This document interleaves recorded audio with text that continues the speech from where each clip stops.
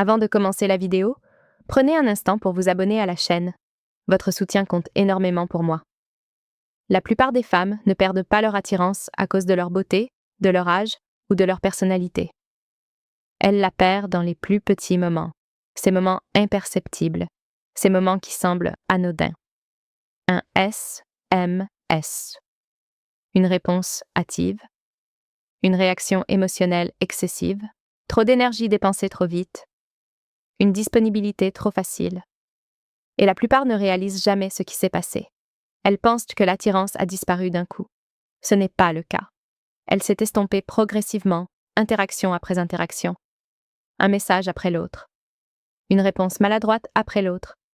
Un moment où elles se sont trop investies, avant même que la relation ait pu se construire. Ce soir, nous allons parler d'un sujet souvent sous-estimé. Comment les SMS influencent discrètement l'attirance. Car la communication n'est jamais qu'une question de mots. C'est une question de valeur. C'est une question de timing. C'est une question de maîtrise émotionnelle. C'est une question de normes. C'est le respect de soi révélé en temps réel. Et si vous comprenez cela profondément, vous cessez d'envoyer des SMS de manière émotionnelle et vous commencez à communiquer avec force. Pourquoi les petits messages comptent tant? On croit souvent que l'attirance se construit par de grands gestes, de longues conversations, des confessions profondes, une disponibilité constante.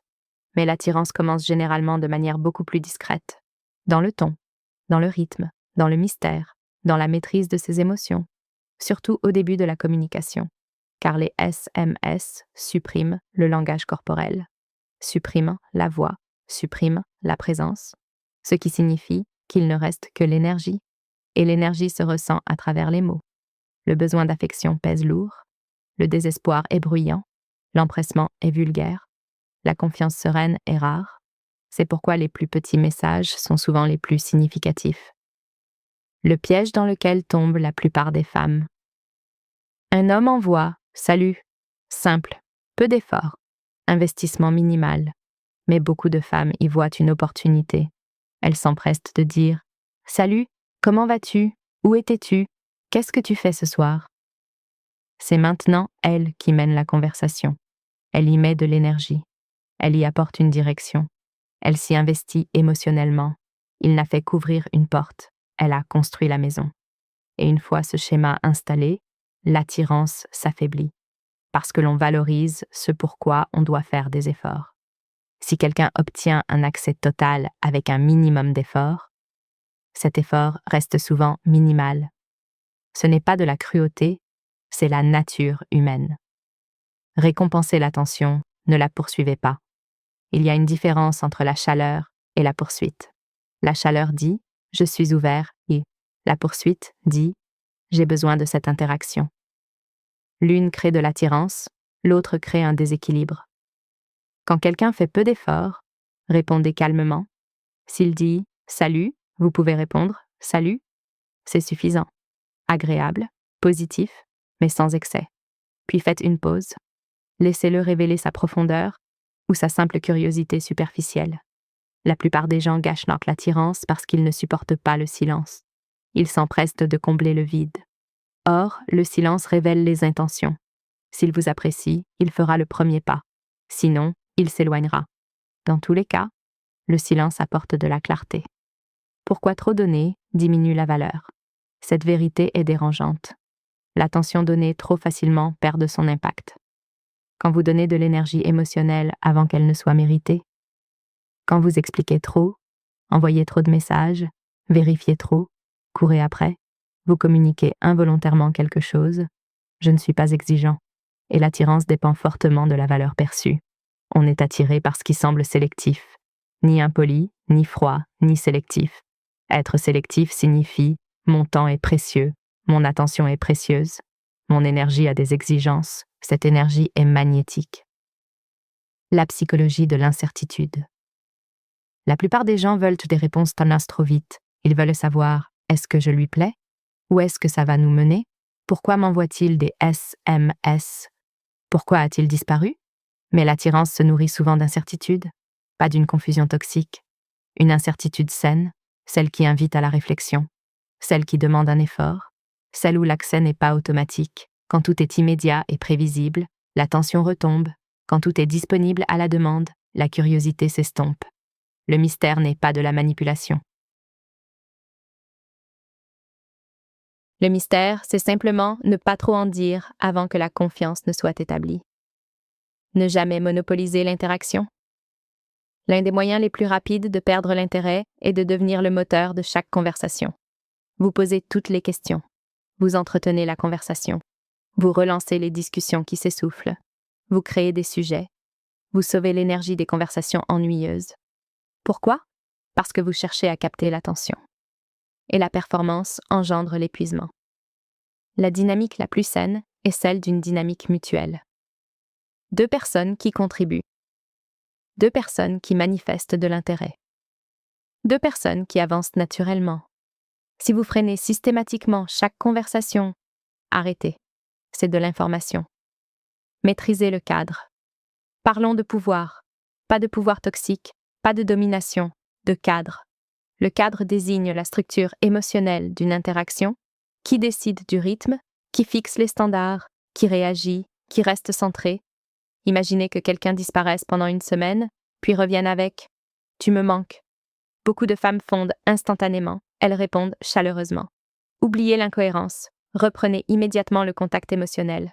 Cela encourage un comportement instable. Au contraire, restez ancré dans la réalité, amical, léger, mais pas trop empressé. Car lorsqu'une personne part et revient comme ça, elle devrait avoir l'impression de réintégrer votre univers et non de le contrôler. C'est le cadre. La réactivité émotionnelle détruit le pouvoir de décision. Dès que vos émotions prennent le contrôle de vos actions, vous perdez le contrôle. Vous envoyez 2 messages d'affilée, vous vous expliquez trop. Vous demandez où vous en êtes, vous réagissez au retard, vous reproduisez l'incohérence émotionnelle. Une communication saine n'est pas mécanique, elle est maîtrisée. Vous pouvez ressentir des émotions profondes, sans agir impulsivement. Vous pouvez apprécier quelqu'un, sans renoncer à vos principes. On peut s'intéresser, sans devenir dépendant. Cette maîtrise de soi est rare, et une énergie rare attire. Harmoniser les énergies, amplifier la présence. Ce principe change tout. Harmoniser les énergies, amplifier la présence. Conclusion. S'il envoie une énergie légère, répondez avec légèreté. S'il envoie une énergie profonde, répondez avec profondeur. S'il investit, reconnaissez-le. Mais n'en faites pas trop. Beaucoup donnent plus de quantité que de qualité, pas plus de messages. Des messages de meilleure qualité. Pas des réponses trop longues. Des réponses plus concises. Ne pas courir après les autres. Être présent. Exemple. Au lieu de 5 messages enthousiastes, une réponse enjouée et assurée. Cela paraît plus percutant, car la retenue communique souvent plus de valeur que la quantité. Pourquoi le silence est une information? La plupart des gens craignent le silence. Pas de réponse pendant des heures. Pas de suite. Sans effort. Et aussitôt, la situation dégénère. Mais le silence est utile. Le silence révèle les priorités. Le silence révèle l'intérêt. Le silence témoigne de la constance. Le silence témoigne de la maturité émotionnelle. Si vous envoyez un message clair et que vous recevez des réponses faibles à répétition, ce n'est pas de la confusion. Ce sont des informations. La personne confiante accepte la réalité d'emblée. La personne insécure continue de négocier avec elle. Arrêtez de chercher à plaire à tout prix. Beaucoup de femmes envoient des SMS pour être appréciées. Elles deviennent faciles, drôles, disponibles, excessivement compréhensives, toujours réactives. Mais l'attraction ne s'obtient pas en s'effaçant de soi-même. Si vous changez d'apparence pour être approuvé, on vous appréciera peut-être, mais on ne vous respectera pas profondément. La voie la plus sûre est l'authenticité, tout en restant exigeante. Agréable, mais pas désespérée. Gentille, mais pas trop indulgent. Intéressée, mais pas insistante.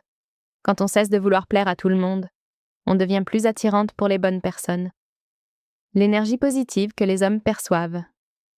Les hommes remarquent quand une femme ne surréagit pas, n'envoie pas des messages à tout va, ne cherche pas constamment à être validée, ne panique pas en silence, ne cherche pas à attirer l'attention.